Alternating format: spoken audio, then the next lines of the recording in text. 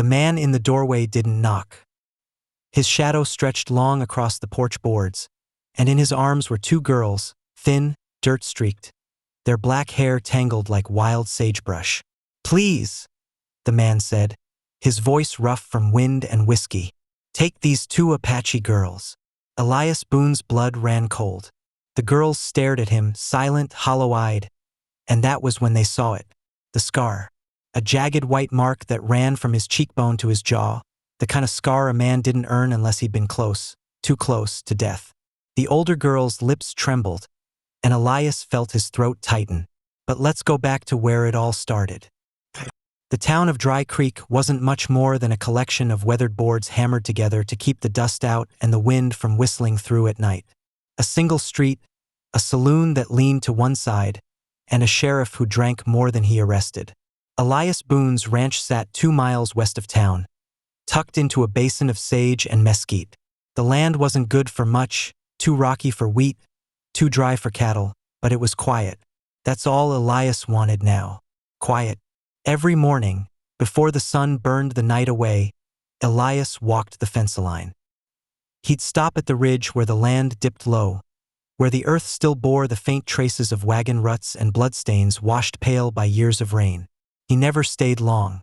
By the time the sun rose high enough to sting the eyes, he'd be at the barn, rubbing down his horse, moving in slow, practiced motions. A man with nowhere to go and nothing to prove. The townsfolk left him alone. Not out of kindness, out of memory. Everyone in Dry Creek knew the stories. Some said he'd been a scout for the army. Others swore he'd fought in those border wars, the kind that left graves unmarked and grudges unending. But Elias never told his story. He carried it in the same way he carried that scar, quietly, like a weight that never left his shoulders. That morning had been like any other. The air was dry, the sky an endless pale blue, the kind of day that made the horizon look like it was about to crack open. Elias had just unhitched the plow mule when he saw a rider kicking up dust on the road. The man was young, barely 30, with desperation carved into every line of his sunburned face. He slid off his horse before it had even stopped moving.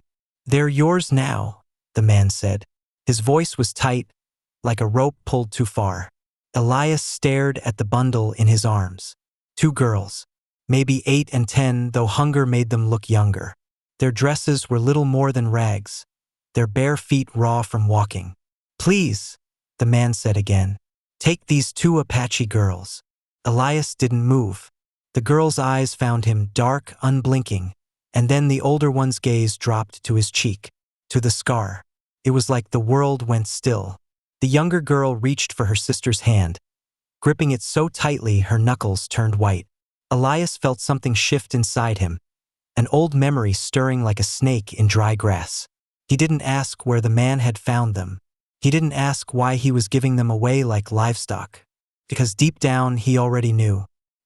The wind picked up, carrying with it the smell of dust and mesquite smoke. Somewhere far off, a hawk cried out. Elias finally spoke, his voice low. "Why me?" The man shrugged helplessly. "You've got no wife, no kids, no one to answer to. Town won't take him. Fort won't either." His hands trembled as he adjusted the girls in his arms. "They ain't mine. Found 'em out near Dead Man's Crossing. Guess their folks didn't make it. You know how it is out there." Elias did know. Too well. The older girl took a half step back, still staring at the scar like it meant something more than just old violence. Elias felt every muscle in his body tighten. He could tell the man to leave. He could send him down the road, pretend this never happened. But the girls were watching him, and for the first time in years, Elias Boone didn't know what to do. That night, as the last light bled out over the hills, Elias stood on his porch, the 2 girls sitting silent on the steps below. They hadn't spoken a word since arriving, not even to each other. Inside, a single lamp burned, casting a weak glow through the window. Elias could see their small shapes reflected in the glass. 2 strangers, 2 ghosts. He looked out toward the ridge, where the horizon met the darkening sky. He thought about the things men did in the name of survival, about the things he'd done, and then he heard it, faint, carried on the wind. The distant sound of drums. Not loud, not close, but steady. Elias Boone closed his eyes, and the scar on his cheek seemed to burn all over again. The next morning, the sun broke over the hills like a slow-burning fire, casting long shadows across the ranch. The girls were already awake, sitting on the porch as if they hadn't slept at all. The older one had her arms wrapped around the younger, her face unreadable, but her eyes darted to Elias whenever he stepped too close. Elias set a tin cup of water in front of them. The younger girl reached for it quickly, her small hands trembling, but she didn't drink until her sister gave a small nod. The way they moved, silent, cautious, always watching, told Elias more than words ever could. Inside the barn, he busied himself with chores that didn't need doing. The sound of war drums from the night before still echoed in his mind. He hadn't heard them in years, not since the night everything went wrong. By noon, word had spread in Dry Creek. A rider from town came loping up to the ranch, his horse lathered with sweat. "Boone!" the man called, his voice sharp as a whip crack. Elias stepped out into the sunlight, his face calm but his shoulders tense. The rider, a wiry man named Clay McGraw, pulls up hard, glaring down at Elias. "Heard you've got company. That true?" Elias didn't answer. Clay spat in the dust. "Damn fool. You know what those are? They're not strays. They're bait. Apache don't leave their own behind unless they're set in a trap." Elias crossed his arms. "They're just girls." "That's the point," Clay shot back. "You think their folks are just gonna forget? You think they won't come lookin'?" From the porch, the older girl's dark eyes locked on Clay, her expression unflinching. Clay noticed and sneered. "You best send him down to Fort Stanton," Clay said. "Let the soldiers deal with it. Ain't your job to be savon every lost pup that shows up at your door." Elias's jaw tightened. "You send him away," Clay continued, "or we'll have more trouble than you can handle. You hear me?" That night, the town gathered in the saloon. Men leaned against the bar, voices low but urgent. "He's gone soft," one muttered. "Boone," another snorted. "Hell, man's always been half wild. You know what he did back in '68. The sheriff sat in the corner, his badge dulled with age and neglect. "If Boone wants to hang himself, let him. But don't come crying to me when the Apaches ride in." A heavy silence fell. Everyone knew what would happen if a war party came through. The town didn't have soldiers, didn't have walls, just wooden doors that wouldn't stop an angry man, let alone 20 armed warriors. Back at the ranch, Elias sat at the table, staring at the two girls across from him. He'd given them what food he could, beans, a little cornbread, but they ate sparingly, as if they didn't trust the meal to last. "Got names?" Elias asked softly. The older girl met his gaze, her eyes sharp and guarded. She didn't speak. The younger one glanced at her sister, then whispered something so faint Elias almost didn't hear it. "Nahi." Elias nodded slowly. "Nahi." He gestured gently toward the older sister, but she didn't answer. Later, as the fire in the hearth dimmed, Elias stood at the window, staring out into the dark. The ridge looked different at night, like a wound in the earth. He thought about Clay's words, about the looks the men in town had given him before. They'd always known he wasn't one of them. When he turned back, the girls were curled up on the floor by the fire. The older one was awake, watching him, her arm draped protectively over Nahi. Elias crouched down slowly, meeting her gaze. "You're safe here," he said quietly. Her eyes narrowed, not in anger but in something deeper, something Elias recognized as distrust born of long memory. He couldn't blame her. The next day, Clay returned, this time with two other men. "You had a night to think," Clay said, his voice hard. "What's it gonna be, Boone? You riding them girls to the fort? Or you keepin' 'em here till we're all scalped?" Elias said nothing. "You're making a choice that don't just get you killed," Clay pressed. "It gets us killed. You understand that?" Elias looked past him, toward the horizon. The sky was too still, too quiet.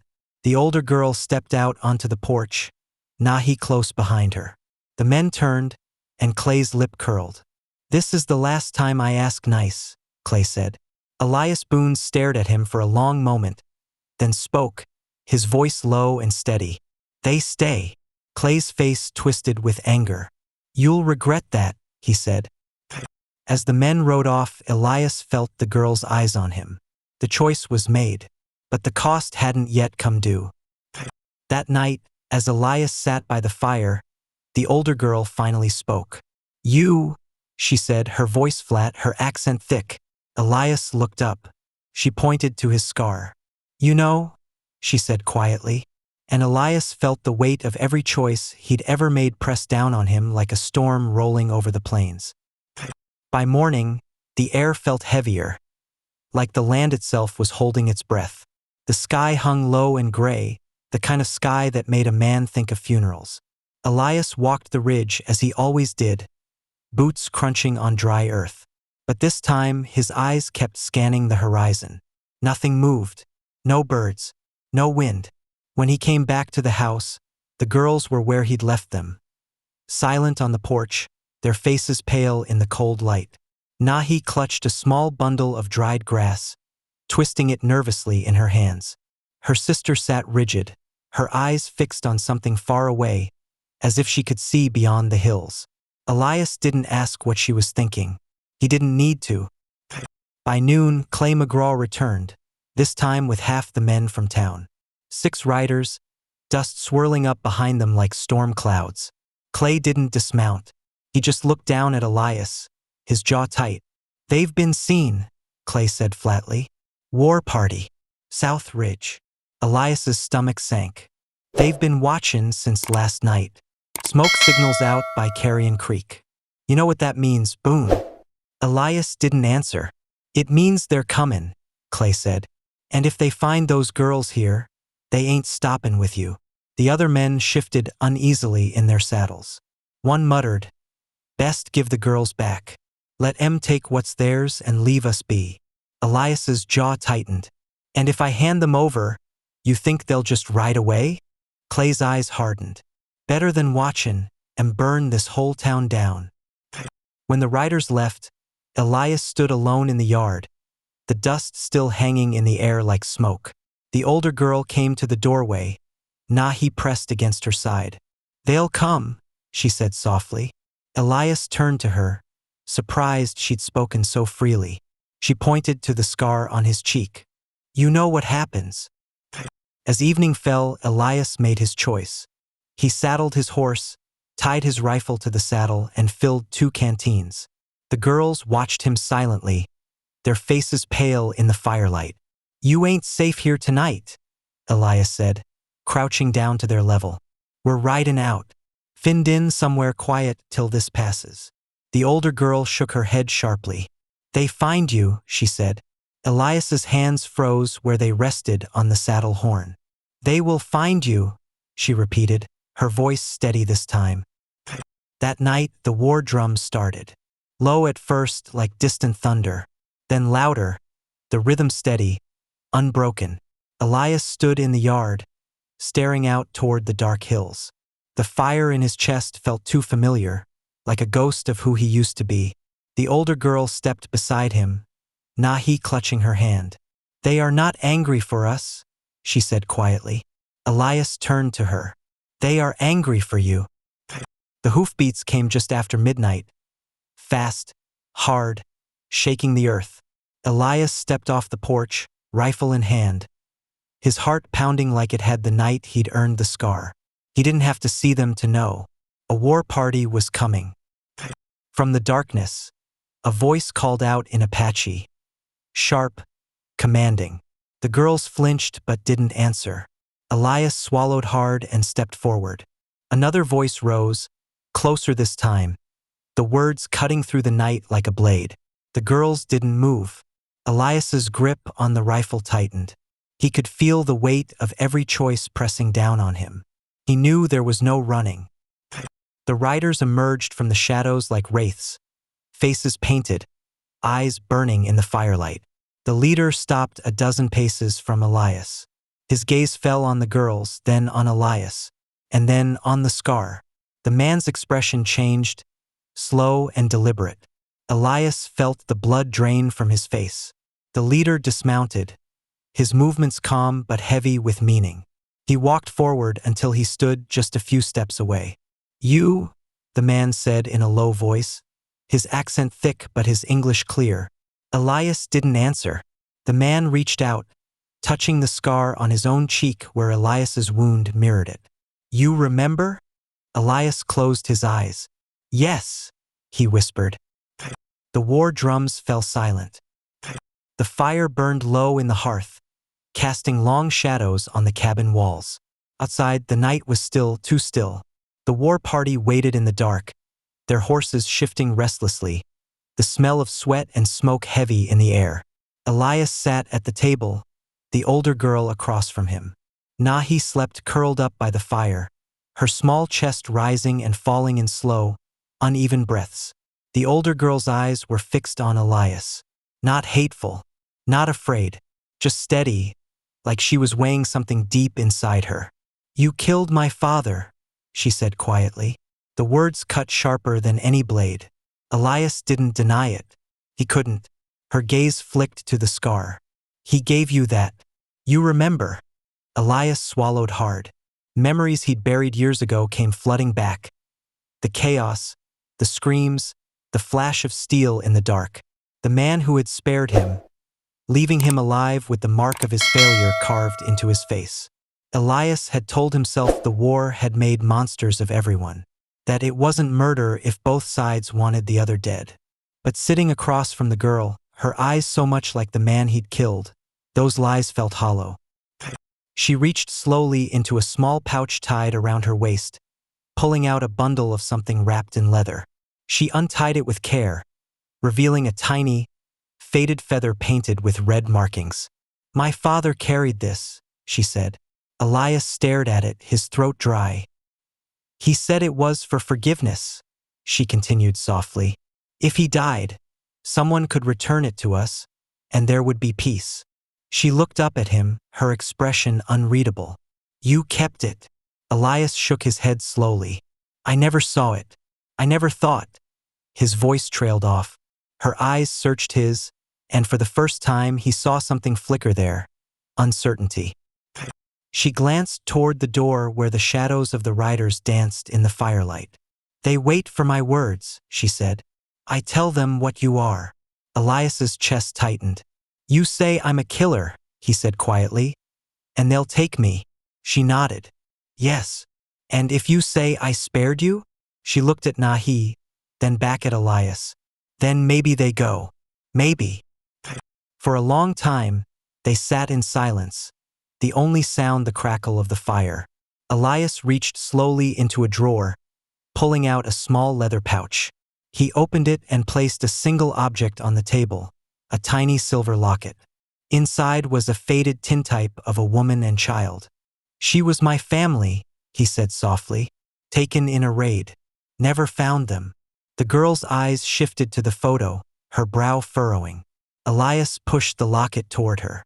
"I've been holding on to hate for too long," he said.